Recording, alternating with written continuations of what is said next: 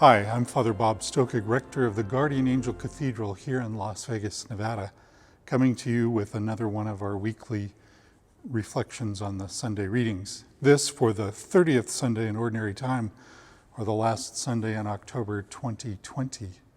We're just a few weeks away from the Feast of Christ the King when our liturgical year ends. Before I give you the reflection, I'd like to remind you to subscribe to our channel. It'll give you the clearest access to our updates, either content like this or some musical content or our special All Souls Day remembrance coming up soon. So we thank you for watching us and ask you to continue to subscribe. This week, we hear a very familiar gospel because the words of the gospel come in more than just the gospel according to Matthew. Teacher, what is the greatest commandment? And Jesus responds, you shall love the Lord your God with your whole heart, your whole soul, your whole mind, and love your neighbor as yourself. On these two commandments, the whole law and prophets hangs. We know those words. We've heard them often. And yet, we need to hear them again because the other reading from the prophet Isaiah reminds us that we can have an attitude that causes us to shrink who we consider our neighbors. It's in Luke's gospel that we hear the story of the Good Samaritan, but that reminds us that we're called to love everyone. Our neighbor is everyone. And so Isaiah recites all of the key people whom we need to love that we might want to push away or forget. Those similar litanies will come up on the Feast of Christ the King when we hear from Matthew chapter 25 about the great last judgment. They are practical ways to measure, are we loving God and neighbor? And Jesus will say, you gave me water to drink, you gave me food to eat.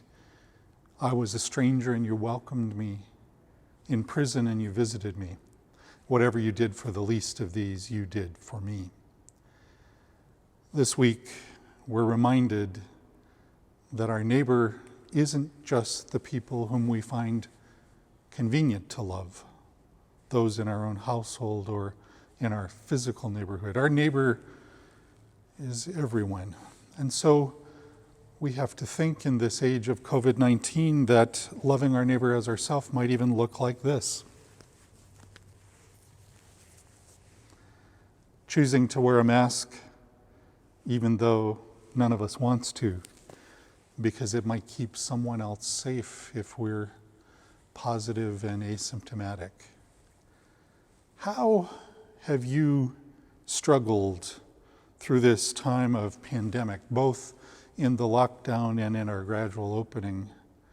First, to define who your neighbor is, which is another good question in the midst of a polarized political campaign and process, and also to then measure what loving your neighbor looks like.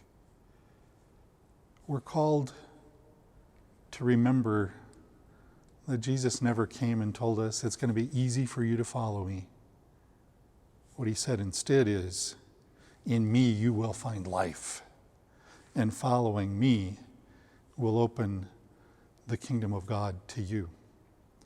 So as we move through these last weeks of this year's ordinary time, we'll be reminded again and again and again those measures of what it is to love our neighbor. We hope that you are keeping well in the midst of this unusual and often frustrating time in our lives.